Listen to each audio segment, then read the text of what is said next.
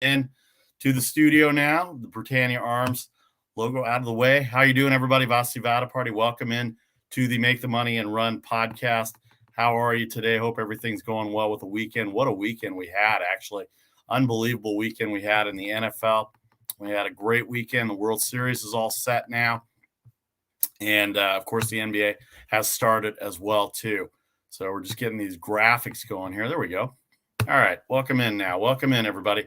As we said, every Mondays, Thursdays, and Fridays at 3 Eastern, noon Eastern, and 12:30 Eastern for the Friday baseball show, and also the Friday football show, which follows right after that on Facebook, YouTube, and Twitter live. Download and subscribe anywhere you get your podcasts if you miss the live broadcast as well, too. Don't forget, on social media, we're on every day, Monday through Friday, by 6 Eastern with our selections for the day, with our latest news for the day. Lots of news to talk about as well going into it. You can catch us on Twitter and Instagram and Facebook. Also, hi, Mom. You want to say hi to everybody? Anyway, that's my mom, everybody. So she just happens to be here. We'll let her go off to what she needs to do. I guess she didn't know we were on air. But anyway, that's my mom, everybody. So check us out every day on social media by 6 Eastern on Twitter, Instagram, and Facebook. You can email us at mtmarpodcast@gmail.com as well. And again, we're sponsored by the Britannia Arms of Cupertino, celebrating 40 years of the best food and drink, British pub and restaurant. Britannia Arms, Deanza at 408-252-7262. Let's get into it. The NFL. What about the NFL here? The NFL, let me do this real quick here. Hey, Doug Vasu here. We're on the air right now. Do you want to come on? All right. Well, as I'm doing producing right now, I'm live on the air. So I'm going to take 30 seconds right now. I'm going to send you an invite, and then just join me whenever you can. All right? All right. Take care. All right. Lots of live producing going on the air right now. So what we're going to do is I wanted to get Doug Plank on to talk a little football. So what we're going to do is we're going to take 30 seconds. When you're solo, you're going at it all sorts of ways. So 30 seconds right now. We'll talk NFL. We will talk NBA. We will talk Major League Baseball. The World Series starts tomorrow. And we will get going right now in 30 seconds. We'll be back in 30 seconds to get this going right now and have it go from there. All right, back in 30 seconds with the Make the Money and Run podcast, sponsored by the Britannia Arms of Cupertino. Thanks to everybody for joining us on Facebook, Twitter, and Instagram Live. Very interesting Facebook, Instagram Live. All right, talk to you in about 30 seconds.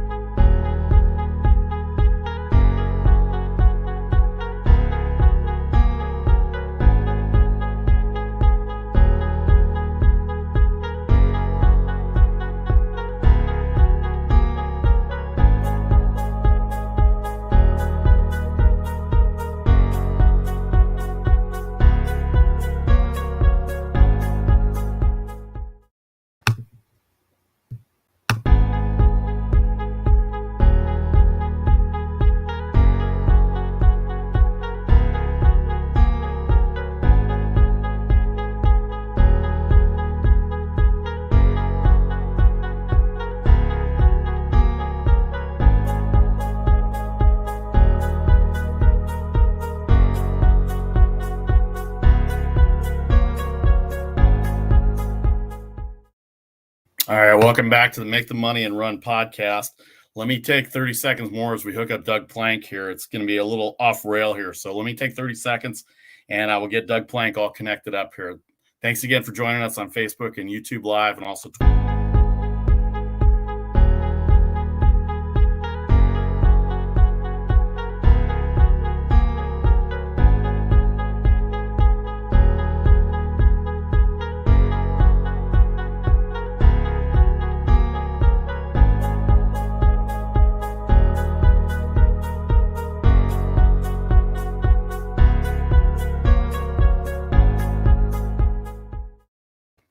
Welcome back to the Make the Money and Run podcast. Just trying to do some producing here as we go along here. What's your email address?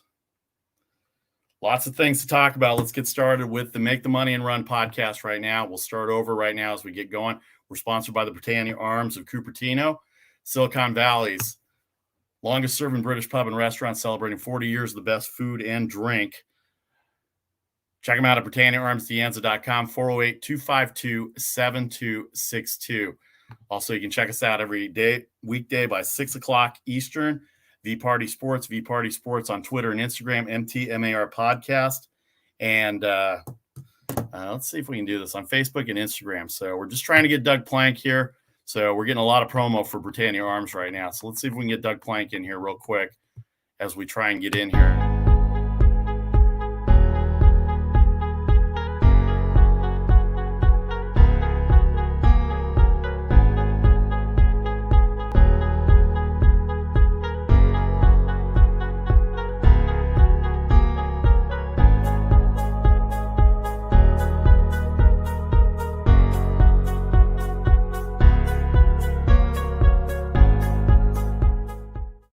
All right, welcome back to the Make the Money and Run podcast. We're just trying to get Doug Plank in here. So give me a second here to do this. But what a week it was in NFL football action. The Arizona Cardinals are 7-0. The 5 teams are 6-1 right now. And the AFC, big win by Cincinnati. We'll get Doug in to have his thoughts on it. But as we get some producing done right here, I'm back with you. Check us out every day, as we said. 6 o'clock Eastern on 6 o'clock Eastern on all social media platforms as well. And don't forget, we're here every Mondays, Thursdays, and Fridays as we get in. The Arizona Cardinals are 7-0, 31-5 victory over Houston. Rams had a tough game with the Lions, both quarterbacks facing each other. 28-19, the Rams over the Lions, 6-1. The record now for the Rams. The Bucs rout the Bears 38-3. Over the Bears. Bears had a tough game with Justin Fields yesterday, 38-3. They are 6-1 also. And then the Green Bay Packers. Beat up on Washington yesterday, 24-10. And they're all set to go. And we are trying to hook up with Doug Plank right now. So we're just kind of messing around while we do this here a little bit. So big games in the NFL. The NBA, the Warriors are off to a great start. The Sacramento Kings are 1-2 here in the Bay Area. The Lakers are 1-2, but the NBA has gotten off to a great start right now. The Milwaukee Bucks will play Indiana tonight. They're the defending champions. Chicago and Charlotte are the only 2 teams in the East that are 3-0. Meanwhile, the Nets have started 1-2. They were one of the favorites going in after the loss Sunday to Charlotte, who is 3-0, and the Wizards' better defense gets them off to a 2-0 start. Major League Baseball is all set up with the World Series. Framber Valdez is going to go up against Charlie Morton in Game 1 of the World Series on Tuesday. Valdez and Charlie Morton will go 127 the line on that game, with the total being at 8.5, I believe was what it was. 8.5 the total with Valdez and Morton. So lots of things to talk about. I want to wait till Doug Plank comes in here for the NFL stuff, because he's doing games every week for Sports USA as we get about it. So lots of breaks here, but want to make sure we get all the news that we have on you as well. College football, Notre Dame beats up on USC. Texas A&M, one of our picks, 44-14 over South Carolina, and Miami a slight upset over North Carolina State. Cincinnati with Desmond Ridder had a tough game with Navy, 27-20. Sooners score versus Kansas University. Kansas had a 10-0 lead at half, the first time a top 5 team had been shut out at the half. 10-0 at the half, but Oklahoma comes back and beats them 35-23. Michigan rolls this past weekend. They'll face Michigan State. Michigan beat Northwestern over the weekend. Michigan State had the off weekend. They'll play up against each other. Big test. Who's going to beat Ohio State? Ohio State routed Indiana. And Pittsburgh over Clemson in the ACC. UCLA loses to Oregon. And Alabama slams Tennessee as well. All right, we're going to try and take one more break here. These guys are getting all their advertising. As we said, we're sponsored by the Britannia Arms of Cupertino. And also the show comes at you Mondays, Thursdays, and Fridays. So lots of solo producing here without Charlie O here. So you bear with me a little bit here, and hopefully we'll get everything all squared away with a lot of NFL talk with Doug Plank. So Hopefully he'll join us in the next 30 seconds, and we'll go from here. All right.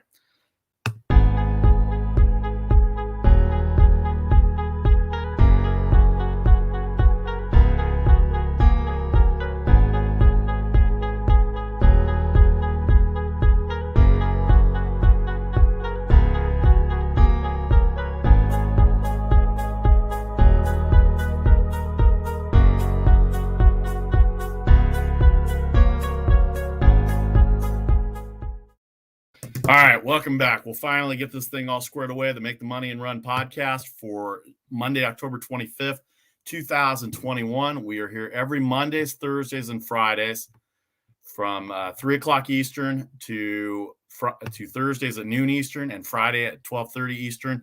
Facebook, YouTube, and Twitter live. Download and subscribe if you missed the live broadcast. Anywhere you get your live broadcast. We're sponsored by the Britannia Arms of Cupertino. Don't forget to check them out next time you're in Silicon Valley. Silicon Valley's longest British pub and restaurant, celebrating 40 years of the best food and drink. BritanniaArmsDeanza.com, 408-252-7262. All right, we're waiting to see if we get Doug Plank in here. The Arizona Cardinals, as we said, 7-0. They beat Houston 31-5 over a victory. They covered the 19.5 points that they covered. The Rams had a tough game with the Lions. They improved to 6-1. Buccaneers and Packers also 6-1 after their victories. Cowboys had the weekend off. They stay at 5-1, but that's how the NFC goes. In the AFC, Cincinnati with a big win on the road. They have the best record in the AFC right now. They're 5-2 with the victory over the Baltimore Ravens. The Titans are also 5-2 as they hammer Kansas City 27-3. Raiders beat up on the Eagles 33-22. All these teams are at 5-2 atop the AFC. In the rest of the NFL, the Giants rout the Panthers 25-3. Patriots drop the Jets 54-13. Atlanta has won 3 in a row after Koo kicks the game-winning field goal 31-28. They've won 3 in a row. They're competing in the NFC South. I don't know if anybody will catch Tampa Bay, but over Miami, who is 1-6. And what are they going to do? They're going to have the Miami Dolphins. They're looking for a quarterback. Apparently, Deshaun Watson is in the mix right there. Colts have 2 out of 3. They've won 2 out of 3. They beat up on the 49ers in unusual weather in Northern California. Atmospheric river is what we had yesterday night and all day yesterday in terms of the 49ers and the Colts. Let's check out Facebook here. Bears are now in a league. It's called the Pop Warner. Yeah, Larry, I know. It's very tough for the Bears right now. I understand how that goes. Believe me. We're hoping to get better here as the season goes on. The Braves eliminate. Let me see if I can get this out here. So let me see if I can send this out to Doug right here. One more time to Doug Plank, 46@gmail.com. I probably shouldn't put that out on the air. But anyway, the Braves are all set with the Astros. And this is very discombobulated today. Sorry about that, everybody. We're usually a lot better with this, but no Charlie today trying to get a guest on. It's been very difficult here. Cancel it. Here we go. Very discombobulated today. So we apologize. We're going to do better on this. Hopefully in post-editing, when you get it, we'll be able to have it sound a little bit better. All right, let me see if I can send this again. Doug Plank. This is the way it goes. Sometimes you have to produce. You have to produce at the same time. With no other host. So we just go this way and we go from there. So we'll see if this works or not. Let's get back to the show here a little bit. There you are, everybody. The Giants beat the Panthers. The Jets lose to the Patriots. Robert Saleh having a tough time as well. So let's take 30 seconds and see if we can get this thing squared up, because I really want Doug Plank to come in here and talk a little football with us for the next 20 minutes or so. So back in 30 seconds, the Britannia Arms sponsored of Cupertino is our sponsor, and we're good to go. All right, 30 seconds.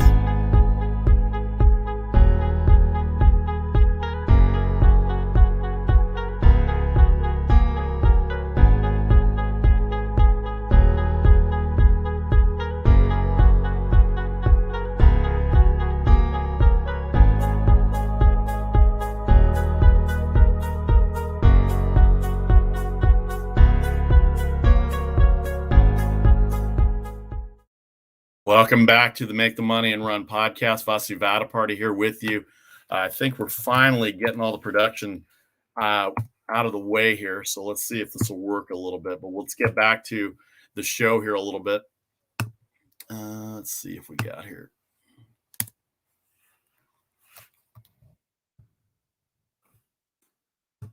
Yeah, boy, this is can't wait for Charlie to come back now. And this is definitely very unusual for me to have this scenario be set up like this. So we'll see how it goes. But here we are back. The Britannia Arms of Cupertino is our sponsor. We keep mentioning them. Britannia Arms of Cupertino. Check them out at BritanniaArmsDeanza.com, and also check out the show Mondays, Thursdays, and Fridays. All right, production out of the way. We will welcome in the great Doug Plank now into the show. Solo host today, producing. I've taken more commercials than I need to, but we finally got in. Let me officially welcome in the great Chicago Bear, Ohio State Buckeye, Sports USA media analyst right now, and all sorts of raconteur businessman that we'll maybe talk about at another time. But glad to have Doug Plank in again on the Make the Money and Run podcast. Hi, Doug. How are you? Sue, it's always a pleasure to be here. Thank you. Yeah, we missed each other last week. I've been trying to figure out how to get all the stuff done, solo hosting right now. So been trying to get all the communication back and forth while making sure that I have an audience up here. So, every once in a while these things happen, right? Game plans go out the window. You're right. Yeah. Murphy's Law always in effect. I'll tell you what, I go through my life. I always expect the unexpected. Yeah. Once you've had it happen to you several times, you start getting used to it. Well, the funny thing is that hopefully this might end up being my best show ever with the most viewers, because they're all going to look at it and see where the continuity is. So we'll see how it goes. All right, let's get to it here. NFL, I didn't hear you yesterday on the radio. The 49ers played at night, but we didn't hear you on local radio. So I don't know if you worked yesterday or not, but I know you were in Las Vegas. Vasu, I was in a very interesting game. I went to Nashville, Tennessee, and, saw the Titans taking on the Chiefs. And it was a game that nobody expected, I promise. Let's start with the AFC. How about that? No, nobody expected that, but the Kansas City Chiefs are not exactly playing the way that they've done the last 2 years. And from my eye, watching it here at home on DirecTV and whatever, their offensive line's not very good. And it seems like Patrick Mahomes is getting hit very hard. All their defensive metrics are all 31st and 32nd in the NFL right now. And that's a bad combination. And they're 3-4 going into this weekend. They're not that far back out of the division race, but they're still having problems right now. And Patrick Mahomes got hurt yesterday and don't know how serious it is. I guess he came back into the game. Is that right? Yeah, he sure did. He came back. It looked like he was moving slower. He was much more apprehensive in terms of his motions and the things he decided, which just fluidly came by instinct. It seemed like everything was thought out. Am I going left or right or whatever the case might be? But then you've got a hostile crowd that is literally yelling, at the top of their lungs that whole game. And so what everyone expected the Chiefs to be did not come by. Did not pass. I think their defense is in horrible shape right now. I don't think they can stop anybody. You start looking statistically, you've got their offense here on one side, that leads the league in third down conversions and points and all these other sort of things. Then you got a defense that's exactly opposite. I don't even know how they practice together. I mean, how can you have a defense that's that bad? Missed tackles. The other thing when watching a game, Vasu, that I notice, what is happening on the sideline? Is there energy or is there nothing? Is it just boredom? Is everyone sitting on their bench, not talking to each other? That was what I was seeing yesterday. And even breaking the huddles on offense and defense, walking to their positions, defensively and offensively.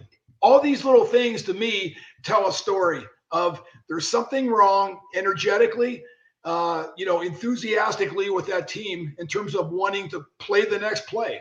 And, the game just went downward. I mean, it wasn't like one big play that, turned the course of this game. No, it was just a continual beatdown. And the Titans did an excellent job. Doug Plank, our guest, Sports USA analyst, former great Chicago Bear, Ohio State Buckeye. As we've talked about before, he's been on many times before. Vasi Vadaparty here, your solo host, to Make the Money and Run podcast, sponsored by the Britannia Arms of Cupertino. And also you can check us out Mondays, Thursdays, and Fridays. We're here every Mondays, Thursdays, and Fridays. You can always download and subscribe to the broadcast if you miss it on the live YouTube, Twitter, and Facebook feed. All right, let's get back to the AFC West here a little bit. The Raiders, who you saw 2 weeks ago against Denver in Denver, they went in, especially after a coaching change. I hate to say that this might be good for the Raiders, but it looked like it's good for the Raiders since the coaching change going on. What's your take? I mean, I know you know John Gruden a little bit, and I feel bad for him because I don't think the perception of him is coming off correctly because it just doesn't seem like him. But that was not a good look, and he took it upon himself to resign. But here they are now, 2 wins since the coaching change. Now they're 5-2 in the AFC West. They're tied with 2 other teams in the AFC for the best record in the league right now. I don't know who has the tiebreakers. I know the AFC North, Cincinnati's in first place because of the head-to-head. What a drubbing they put on Baltimore yesterday. But let's talk about the Raiders for a second. They beat up an Eagles team whose defense is not very good. Jalen Hurts still trying to figure it out. So give me your take on the AFC West right now. The Chargers were off yesterday, and Denver did not look very good on Thursday night against Cleveland, considering Case Keenum was the quarterback backing up there. You know, it's one thing. Let me just start with the Raiders. I don't know. I've always been a Raiders fan. Going back, having come from Ohio State, I always watched Jack Tatum. Everybody at Ohio State wanted to be Jack Tatum, hit everybody really hard, force fumbles, all this sort of thing.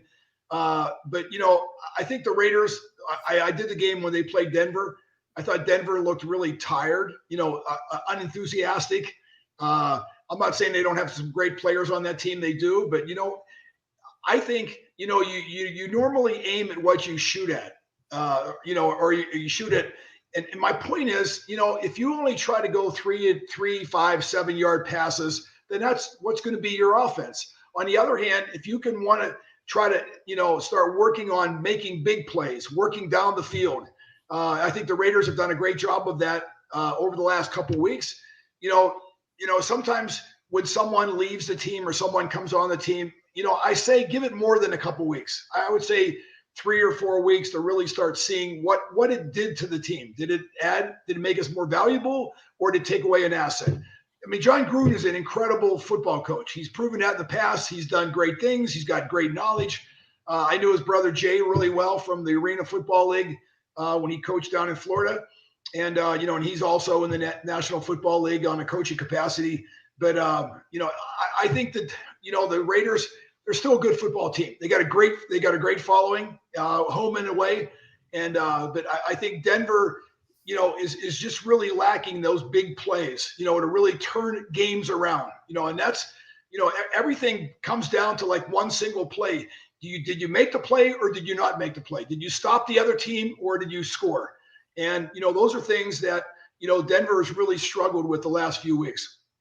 Let me ask you one thing about Denver, since we're talking about the AFC West here real quick, because they're only 2 games back in the loss column, 3-4 to 5-2 for the Raiders. And then the Chargers are 4-2. They had a bye week yesterday, so the Chargers are right there as well too. But let me ask you about Denver. You said all these short, quick passes, and I watched the Thursday night game. Bridgewater made a couple of mistakes. I think they could have won that game, the end zone and the interception in the end zone, and the mistakes that they made. Do you think Vic Fangio trusts him? I don't know. When you watch Vic Fangio on the sidelines, it's really hard to read his facial expressions. It always looks like it's gloom. But can't you tell from play calling? I mean, can't you tell from play calling? Yeah, I think. Do I don't know. To me personally, I know they started the season well, and when you start putting wins together, you start feeling really confident about yourself. Man, you lose a few, you start doubting. Are we doing things right? Do we have the right people? Do we have the right system? Is the offense and defense right? Vic Fangio is primarily a defensive coach, so he has to rely some of his coaching ability on other individuals for success. And I think that's a tough situation to be in. Every defensive coach I've ever had in my life, I think that, sometimes that's a good fit, but sometimes it isn't, from producing on offense and scoring points. And, I think those guys that are really the gurus of the offense, they're offensive coordinators or they're the head coaches. And, they're not running a defense. So they know how to score points. And, and I'm not saying defensive coaches are limited in their skills and abilities, but I think most of them, are more smash mouth kind of guys, rather than, thinking eloquently, how can I get one-on-one matchups on the outside? Very interesting, the AFC West. Let me ask you what your take is on the Chargers, because I love Justin Herbert. I liked him in college. I thought that he should have been drafted higher, and I really put him up there with Trevor Lawrence because he's just so smart. And maybe I'm biased because I've seen every game covering the Pac-12 of his, but I just thought he was bored in his senior year in college. And I was talking to Brock Hewitt a couple of years ago, and he said the play calling at Oregon versus the play calls in the NFL really put your mind to it. I mean, he would just go XY 90, and that's your play call at Oregon, whereas it's XY 90, route 2, and whatever else. I don't know the terminology, but it's a lot more of a thinking man's game. And it seems like he's excited to be in LA, and clearly the physical talent is there. And I think they're a very good team defensively. They've come up. They didn't look very good against Baltimore, but they seem to be the team right there. So let me ask you this: the Chargers and the Bills are both 4-2.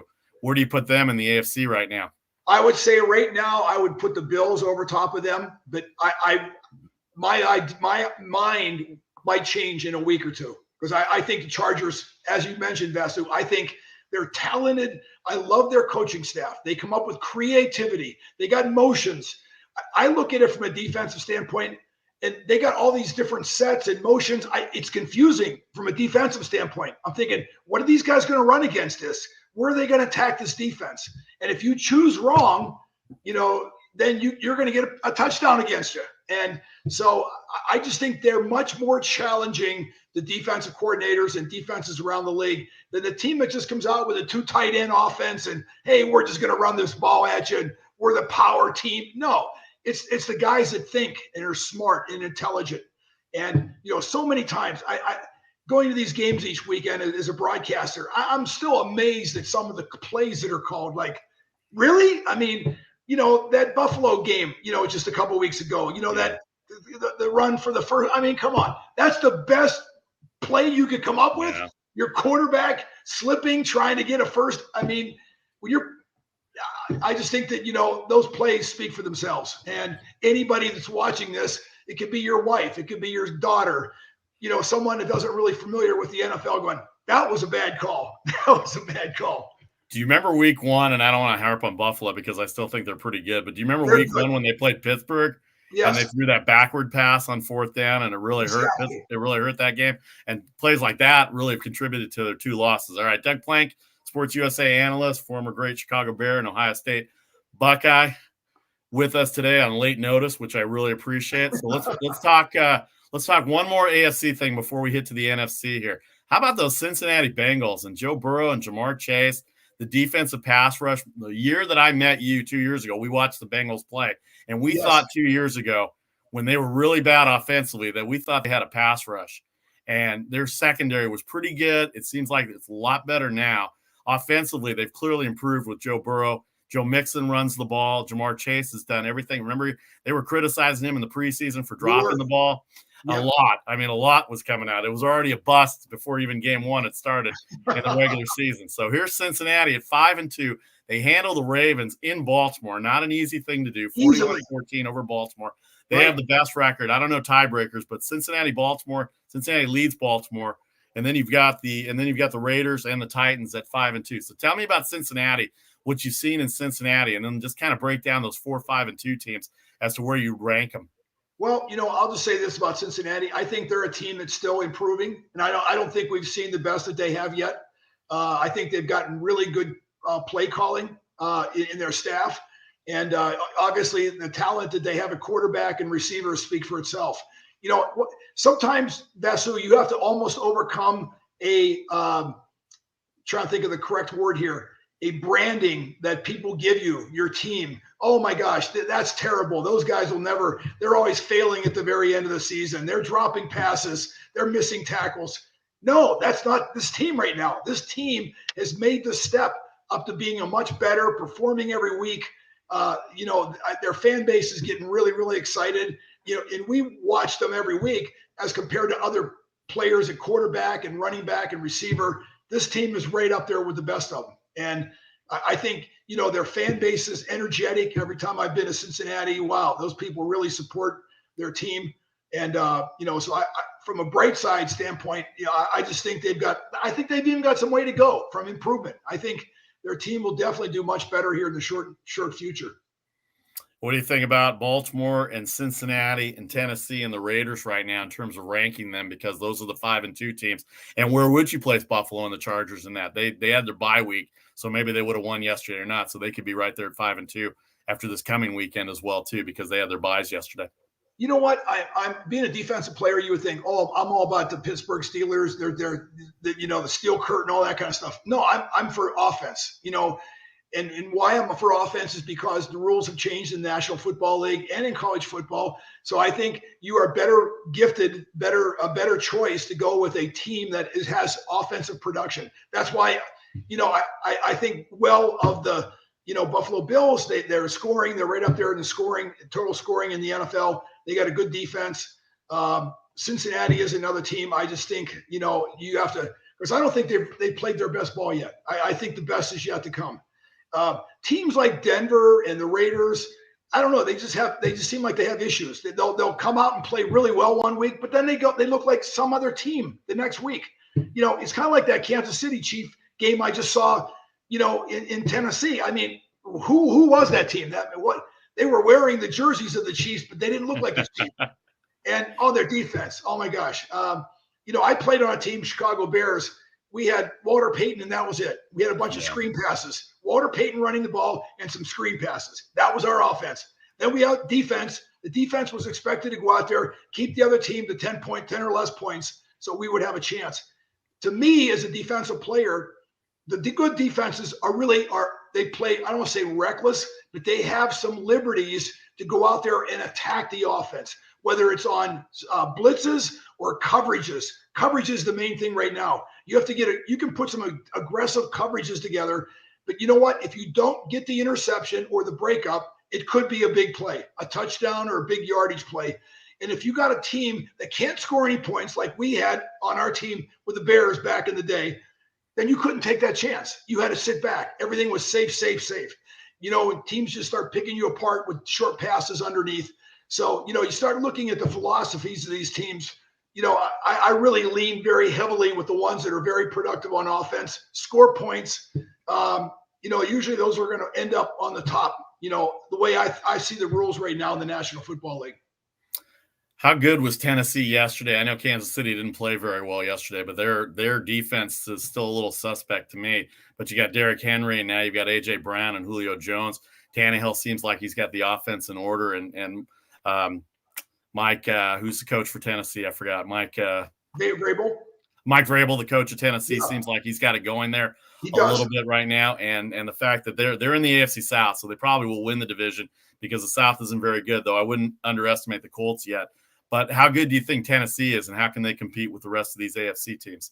Although I think the offense did really well last year, I really think this was an off day for the Chiefs. I think they came in there expecting, hey, this is going to be a laydown. We're just going to get up there and roll 40, 50 points again against this defense. I was shocked. I was really, really shocked how much pressure they put on a quarterback with no blitzes. They were just doing one-on-one matchups and beating those guys. That offensive line, I don't know. I mean, I know they've done wonderful things. They've scored a lot of points. Their third down conversions were really good. They were horrible yesterday. It just goes to show you, though, in the National Football League, there's no secrets.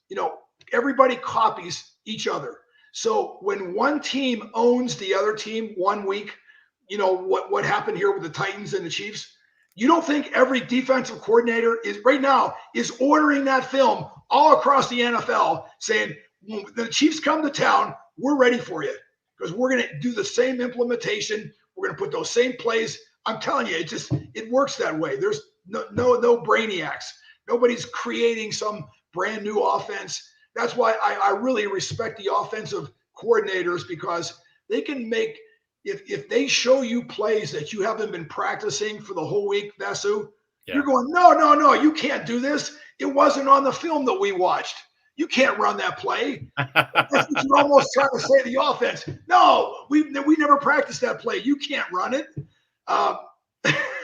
And that's the kind of thing that you want to go into each week and say, no, you're not going to know who we are this week. We're going to come out and we're going to totally shock you because we're going to have a whole bunch of other things that we've got personnel-wise, formation, motion, all those sort of things create a lot of confusion.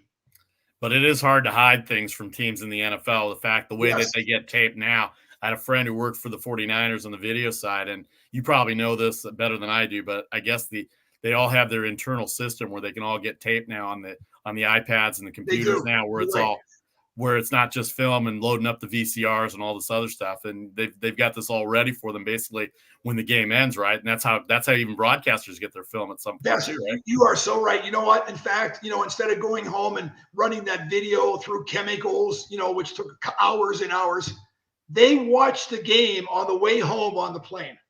So the visiting teams, it's already there for them. The NFL already has access to all this technology so that when you take the plane home, you're watching the game just as it was a couple hours ago. So you're absolutely right. No secrets.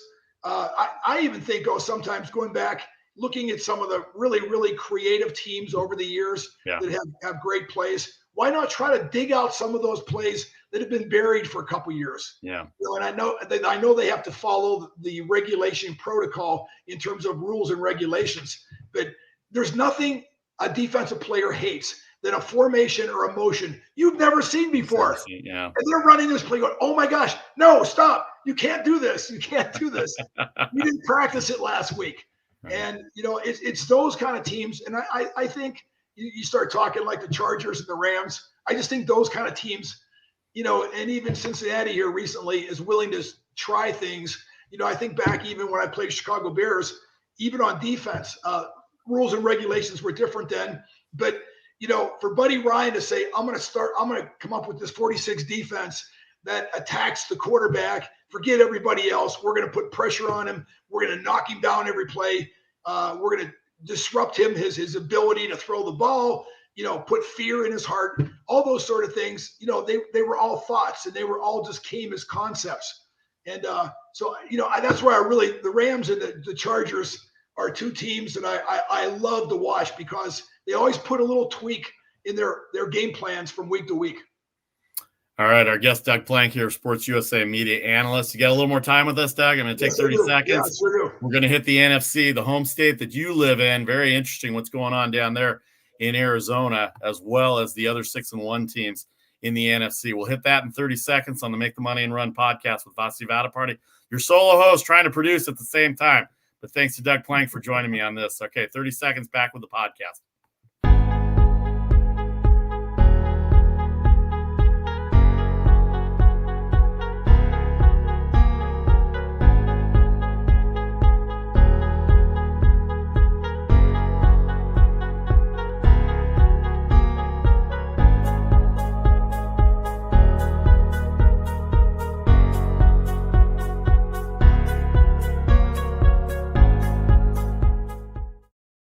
Welcome back. Vasi Vadaparty, your solo host on the Make the Money and Run podcast, sponsored by the Britannia Arms of Cupertino, Silicon Valley's longest-serving British pub and restaurant in Silicon Valley, celebrating 40 years of the best food and drink. BritanniaArmsDeanza.com, 408-252-7260. We got a sponsor since you last came on, Doug, so there you go.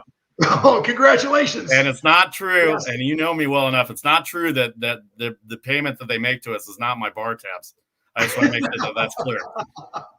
But I will take you there the next time you come in the Bay Area. Okay. You and I will go have an adult beverage, and we'll go enjoy it now that we're kind of moving away from the pandemic. So thanks to the Britannia Arms for sponsoring us as well. All right, we hit the AFC. Good of Doug to join us on late notice as well too. Let's get to the NFC. You said that teams know everybody and know every play that goes on in the NFL. We'll get to the Lions and Rams in a second, but you live in Arizona, and you're seeing what I thought. I really didn't think their defense was very good coming into this year, and all of a sudden their defense has played outstanding. Maybe it's the competition they played. I haven't looked at their whole schedule. But here are the Arizona Cardinals, the best team in the NFL, 7-0, 31-5 victory over the Houston Texans, who are not very good, let's face it. But still, a 31-5 victory over the Texans. They're 7-0. Kyler Murray looks like he's doing everything right. He's throwing better than 70% every game. DeAndre Hopkins and Christian Kirk. They lost their tight end, Max Williams, but they got Zach Ertz from Philadelphia. How did they do that? I don't know, but they did it. And now they've got a good running game, and their defense is just outstanding. They've beaten up on everybody. I thought the game that they played against the Rams kind of told me something more about them, because I thought the Rams were the best team in the NFL in that week, whatever week that was, week 4 or 5 when they played them. But here are the Cardinals at 7-0, and you live there and you see the news every day. I mean, what do you see in the Arizona Cardinals? You know, it's funny. I don't want to say they're trying to stay under the collar, so to speak, in terms of, you know, bragging about their team. But, you know, I watch their offense and their defense. I believe in energy is a big part of if you can add energy to your skill level and your ability to attack on offense, which they clearly can do, and their aggression on defense now. I mean, they are putting together all these intangibles that great teams have. You know, for years and years and years and decades, the Cardinals were the Cardinals. You know, they were always usually at the bottom. Even when I played Chicago Bears, that was always one of the games that we always thought we were going to win. Not that they didn't have great players, but, you know, in terms of the team and philosophy and all that, I love this team. You know, they're fun to watch. They make big plays. You know, their quarterback is typically he's capable of doing anything. You know, we talk about some of the guys that can, you know, both run and pass. He's one of those guys. And he may be the fastest of all these scrambling mobile quarterbacks.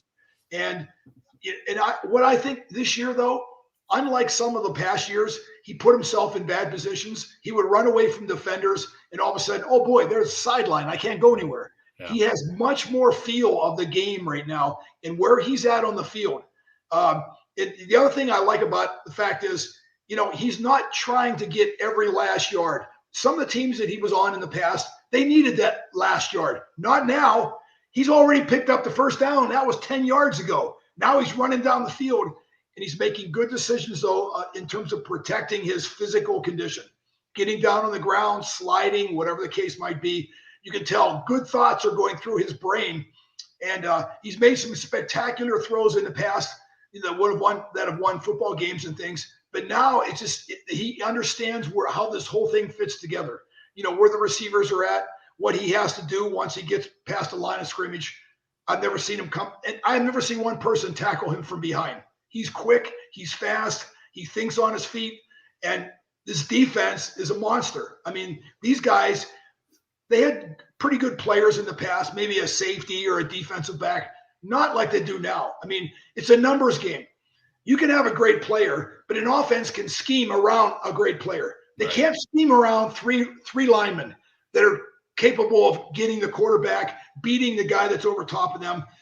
Those linebackers, they're strong, they're forceful, the secondary.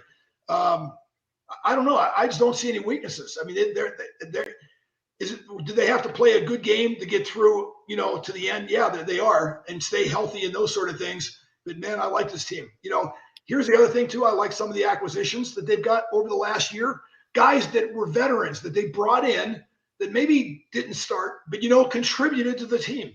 And more than contribute to the team, they contributed an attitude and a philosophy that everybody else is buying into. And all of a sudden now you can tell when one of them does something good on offense or defense, man, the congratulations is unbelievable. They're like a team, you know, all caring about each other. You know what? It translates into the population, into the fan base. Suddenly now you got, you know, people want to go see the game on Sunday. Yeah. Even with the Cardinals. I mean, it's going to be, I'm really excited for them because I think, you know, this could be their year. Arizona Cardinals 7-0 with their win over Houston. Let's talk about the NFC West a little bit. The Rams had a tough game with the Lions. There's probably a lot of emotion there between Jared Goff and Matthew Stafford facing each other. The Lions got off to a big start. 13-0, I think, was the score before the Rams came back. And boy, Dan Campbell pulled out all the stops. I know they're winless, but he tried to pull out all the stops. I don't know how much you saw of it, but they went. I'm watching the game going, hey, listen, if you're on the Rams side of this, expect anything. Yeah. Onside kicks, you know, receivers throwing to the receiver, and then the receiver throws the ball down the field. You know what I'm saying? All these creative plays that you never see except maybe once a year by a team. Hey, they were all on the board this game. You know what, though? You got to give them a lot of credit. You know what? They emptied the closet. They had every little trick. They brought it out. They go, hey, this might be the play that's going to win us this game. Lions had the game going for the first half, and then they talent just took over in the second half. But they are 0-7. Jared Goff, I guess, got a pretty good reception back in LA. He did take him to a Super Bowl, so it wasn't bad with him and McVay. But yeah, I think 2 even fake punts they even had as well too. They got first downs as well too. No, I give him credit. They don't give up, and Dan Campbell clearly has the energy to try and get this thing going. But it's going to be a rough year the rest of the year for them. But the Rams, take them at 6-1. The Buccaneers, we won't talk about the Bears very much, but the Buccaneers are 6-1. The Packers are 6-1 after their victory over Washington, and then the Cowboys had the bye week yesterday. They're 5-1. So let's talk about these 6-1 teams. We can include Dallas too as well. By the way, Thursday night, how do you prepare for Thursday night? The Cardinals are going to be at home. They're going to have the Green Bay Packers on Thursday night as well too. So is this going to be the real first test? I thought the Rams were for the Cardinals, but this may be the real first test against Aaron Rodgers coming in. You know, I saw Aaron Rodgers in the first game of the year, and I thought it was going to be a horrible year for him. You know, that it looked like, you know, that the Packers lost and things were going to go downhill steadily from there. Wow, what a turnaround. And you have to give him a lot of credit. Everybody knows he's a great quarterback, but I think the job that he did off the field this year is even better because, you know, he brought everybody together, you know, and he made them all a team. You know, they even after all the disruption they've had on this coaching staff, you know, they fired the defense coordinator, Mike Pettin, who's now in Chicago.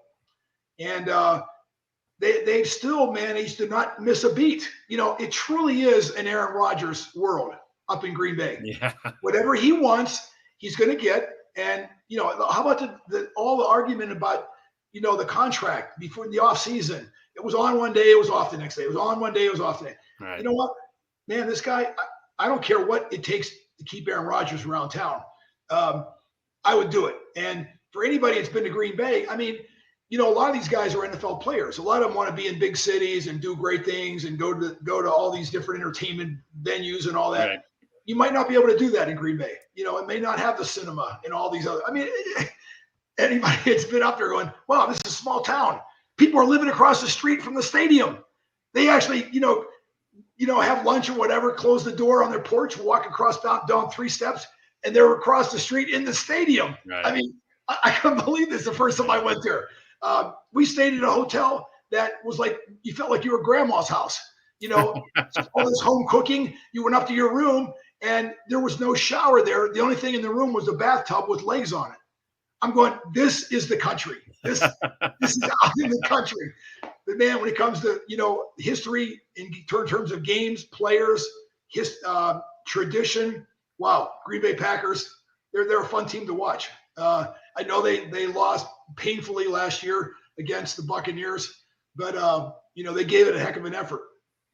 Let's move on to the Buccaneers here a little bit. 6-1. They've got secondary injuries. They've got some injuries all over the defensive side. They didn't have Antonio Brown, Rob Gronkowski yesterday, but they sure got number 12 back there, and he seems to be not missing a beat. I know the Bears didn't have a good game, and Justin Fields kind of got thrown into it a little bit yesterday, but let's give Tampa Bay credit because they're 6-1 right now. Them and the Rams, the Packers are all right there amongst the elite of the NFC and maybe the NFL if you take it that way. But how do you look at the Buccaneers and how do you look at the Rams and the Packers in terms of that threesome right there? And you know, I guess we're going to have a better idea after Green Bay plays Arizona on Thursday night of how good everybody is. I mean, I think if Green Bay can keep Aaron Rodgers upright, I think nothing but good things. You know, with regard to the Buccaneers, you know, even though they supposedly missed a lot of the plays, I didn't see the game live. I had to watch a replay of it. You know, it seemed to me like, you know, they still have some performance at the offensive position in terms of throwing passes. Tom Brady, still amazing guy, you know, that can just operate an offense like that and, you know, have the efficiency. And the thing they added to it this last week was turnovers. And where the Chicago Bears are, I can't tell you. I know one thing, that Vaughn defense that was around 2 or 3 years ago when Matt Nagy first got there, there's a lot of guys making business decisions on that defense. And what do I mean by that? They're not creating any. They wouldn't crack eggs. Right. It's all about grabbing now and pulling people down and things like that. And you know what? It's hurt their team. You know, they're not able to stop offenses anymore. And when you get behind like they did early in that game, the game is over. I mean, literally that game was over in the first 10 minutes of the game. and it was just playing the game out. I think the Buccaneers maybe scored 3 points in the second half, but for all purposes, the game was over. And will they make more of a factor as the year goes on? I don't know. I think the Buccaneers have a great hometown advantage, with their fan base and Tom Brady and the receiving core. And, you talked about injuries. That's what's crazy about this National Football League. It isn't about the team you have at the beginning of the year. It's about what team you have on the roster at the end of the year. Because you know what? It can be totally different. And when you talk about injuries, it's not just the guys on the sideline that are out for weeks and weeks. I promise you, every player that's on that field, Vasu, has an injury. Oh, no doubt. There isn't a game that I didn't play past the first week. I wasn't playing with an injury, either a thigh, a muscle bruise, shoulder separation, concussion. Concussions were nothing back then. Right. They weren't even a Band-Aid. Here's an aspirin. Take that. Go back in. And if you didn't go back in, you were called all kind of names that I don't want to tell you about. You went back in. You didn't want to hear about it. So it's an injury league. It's an injury league, and it's a matter of who's got the tough guys, who can overcome it. Even as far as therapy and treatment and all those sort of things, those are not just idle words. They mean something. And those teams that can consistently put their key players out there on that front line to compete against the opposition, they're probably going to win. What do you think about the Cowboys? They're 5-1. They had the bye week yesterday. The only two NFC teams were the Cowboys and the Vikings that had the bye week. Is it a product of their division based on how we saw the division last year, or are they pretty good? Looks like Prescott's come back to really, really good play, and I think they're starting to use Elliott more a little bit running the ball. Yes. And so I think, but defensively, they're still struggling. I don't know if they can hold up against – if they had to play in the playoffs against Rodgers or Brady or Kyler Murray even right now. I don't know if they'd be able to hold up defensively on this team. What's your take on the Cowboys? Vasu, when you say maybe overhyped, they're still a good team. I think both. I agree with both of those situations. Sometimes they have weeks in which they don't look like they're very good. Other weeks in which they look like they're dynamic. I think they have some dynamic players on that team. On offense, especially, what we've seen with, their quarterback was getting criticized early in the year. He came back and had some spectacular games, rolling out of the pocket, throwing accurately, running for first downs. Ezekiel Elliott, he now is in competition, really, maybe not in competition, but he's being accented by another great running back, that they can put in there in key situations and use, pick up first and third down conversions mostly. But, I personally have always had respect for the Cowboys. I think they have good ownership. I think they always, have a very capable team. Every team I ever played against the Cowboys, I don't think I ever beat them in the 8 years that I was with the Chicago Bears because, they just had this overwhelming talent gap and we just couldn't match it. They were a complete team. They had an offense, a defense, and special teams. They could punt, kick off. They could just do the whole package. They have great fan base down there. It sounds crazy, but some stadiums you go into, Vasu, it makes a difference when the fans are there. I would rather have them like just breathing, like in some places, I'm not going to name them, but they're so quiet. They don't bother anybody. You can talk to your teammate 20 yards away. You can't do that in many stadiums. You're giving them signals and hand signals because that's the only way you can talk to each other. And, you get down there in those, places that are just, psychotic fan bases, man, it makes it really, really tough, communicating, all you have to do is have one guy on the 11 that doesn't get the message, and it's a breakdown. Either you get a sack or you're getting a touchdown. But no, I like the Cowboys. I think they're in reasonably good shape right now as far as injuries are concerned. They're starters. And, it's funny, though.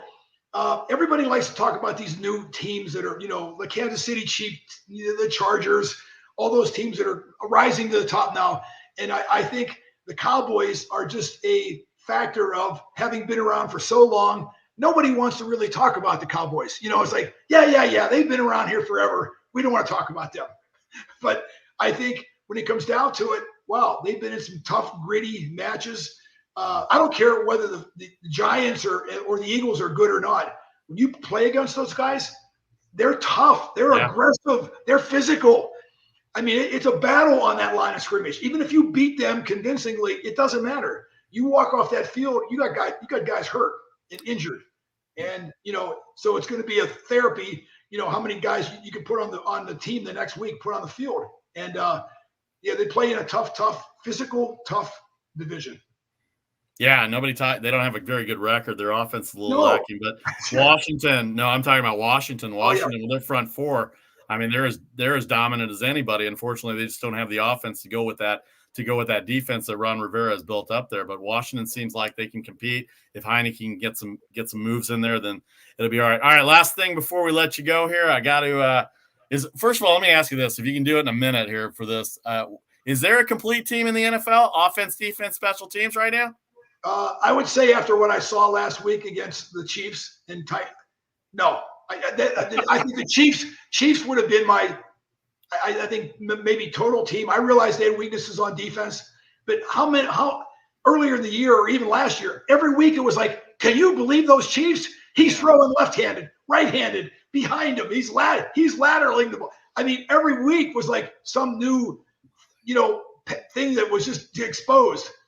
No, I don't think there's a complete team right now. Well, my normal viewing as a fan, and I get to watch a little bit more than the regular fan, but I just don't think they have an offensive line in Kansas City. That's my average guy take on that. All right, last thing for Doug Plank, Sports USA analyst. Again, we appreciate his time. Former Chicago Bear, Ohio State Buckeye. Let's get to the Buckeyes here for a second. What a game they had against Indiana. Looks like their offense back in sync a little bit. Defensively, they look very good. Michigan and Michigan State are going to battle it out this weekend in their annual game that they have. How good is Ohio State relative to Michigan and Michigan State, and what's it going to be like down the stretch in the Big Ten? I just talked about how physical games really take a lot away from you. Even if you win it, there was a lot of times, even on the Chicago Bears, you could say, well, the Detroit Lions were never really very good, but I tell you, we had more injuries after those games. And the Vikings, I mean, those were just battles, fights, punches. Green Bay, same way. I think Ohio State, obviously they lost early in the year, and I think they've rebounded a little bit. I think they've had some younger talent on the team. I mean, that's the one thing with college too. You're always training. Somebody else is always maturing because these kids are young. They're freshmen and sophomores and juniors, and they're a big difference between the beginning of the year and the end of the year because they're not like pros. The pros are already grown up. Their skills are already, masterminded, and they're as good as they can be generally, early in their career. Not the case with college. Sometimes colleges can change so much from one year to another. And especially with Michigan playing very well this year, let's face it, I think that's going to be their number one opponent, not to degrade any of the other teams. The only two teams that I lost to when I went to Ohio State was losing to Michigan State twice. Now, nobody would have ever guessed that, but you know what? It was because we never really thought about trying to score. We were always just trying to beat each other up. Yeah. And that's what it was. We beat each other up, and they were all low-scoring games, and, they beat us up at the very end because, they pounded our lines. But what else, what other sport can you think of, though, that you need those players on the line of scrimmage because they protect everybody else behind them. The same thing is true for defense. Great linemen like Dan Hampton, all-pro, in front of me on the defensive. Oh, my gosh, guys never came to me. No linemen were running down trying to block. No, they were dealing with the line of scrimmage. And I think, if you don't have that, either on offense or defense, you could have as skilled secondary as you want and backfield, quarterback, tight ends.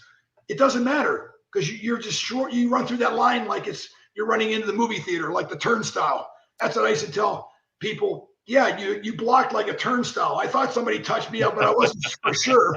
And but you didn't hold me up or slow me down. And I just look at the Chicago Bears right now. They've always been known for great defenses, and they're some of those guys who look like a turnstile. They got their hands out, and you can really run through them if you want to. Or if you want to just stop here and fall on the ground, then you can do that too. But it's the guys up there up front which really make a difference and allow guys either on offense to make great plays, catches, throws, or the same thing on defense with interceptions. How has it been in 2021 broadcasting with fans back this year? Are you guys amped up in the broadcast booth to see fans now? It is amazing. You know what? It's almost like you're childlike and you're at the playground and you're seeing everybody each week and having fun. Like, hey, let's do this basketball game or baseball or whatever it is. And it is amazing. I really do think when I first heard about this virus and saying all people would be alienated, they were going to be depressed. I go, what do you mean they're going to be depressed? They get on a telephone, they can call all they want. You know what? There is something about personal contact with each other, individuals. Before this thing, you and I had a chance to get together a few times at games, not afterwards. It's right. Like, no, you're not. And the first game I went to, I was down in Atlanta, and the Falcons were playing, and all they had were like cutouts in the stands, like of fans. I mean, it's like this is a movie. This is Universal Studio. Yeah. And they even had some noise pumped in. When we used to practice at Ohio State, they would pump in crowd noise as we practiced just to get used to it. And it sounded like they were pumping in the noise at least before the game started. And it's a very odd, unusual time. And, I give credit to the teams that can weather the storm and put a good product on the field. You got a World Series pick before I let you go? I know you follow baseball a little bit. Yeah, you know what? I'll be honest. I didn't follow it enough. I mean, usually I know all the pitchers, because, I think the pitchers are the key to everything. It's like the quarterback in football. If you have nothing good to hit, then you're probably, going to lose. Or it doesn't matter how good of a hitter is. I always believe a good pitcher can always beat a better hitter because he has possession of not knowing what the next pitch is, whether it's a smoker or a slider or a curveball or whatever. And some of those guys are so good at throwing balls that look like they're coming right at you. Hey, listen, nobody wants to get hit with a ball coming 85 miles an hour or fat. I mean, I'm talking about a slider or a curveball. So they have the ability, as we know, to actually put panic in batters. And especially that one guy that, he knows he's going to hit somebody. It reminds me kind of like a football, I'm going to get a hit on you. So let's see what you do after that. And you go on first base. Go ahead. You can walk down there with a sore arm or leg after I've thrown a ball and hit you. But no, I'm glad I think it's going to be a really exciting series. It'll be good. All right. Well, I appreciate the late notice coming on. It's always good to talk to you. We'll talk soon. Doug Plank, Sports USA analyst, former great Chicago Bear, and Ohio State Buckeye. By the way, you didn't want to get hit by Doug Plank, let alone a 95-mile-an-hour fastball, as I saw the old highlights too. So I'm glad I don't have to get hit by Doug Plank now in later age. But it's good to talk to you. It's good to see you. Hope all is well, and we will talk soon. Thanks, Vassar. Look forward to it. Anytime. All right. We'll talk to you soon. Take care. All right. Vasi Vadaparty here with the Make the Money and Run podcast. Thanks to Doug Plank for joining us late. We're sponsored by the Britannia Arms of Cupertino, celebrating 40 years of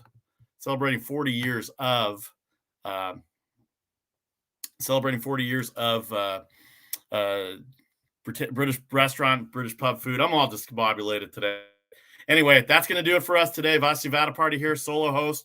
We'll get it together tomorrow. If you missed any of the live broadcasts, you can download and subscribe anywhere you get your podcast. Just look for the new logo, the Make the Money and Run logo up there, and we will talk to you soon. Have a great afternoon. Don't forget to check us out at 6 o'clock Eastern. We'll have our selections for Monday, as well as our latest news in sports, the World Series, the NBA, the NHL coming up as well. All right. Thanks to everybody. Again, thanks to Britannia Arms. Thanks to everybody watching on Facebook Live and on Twitter and on YouTube Live as well. And we will talk to you later. Take care, everybody.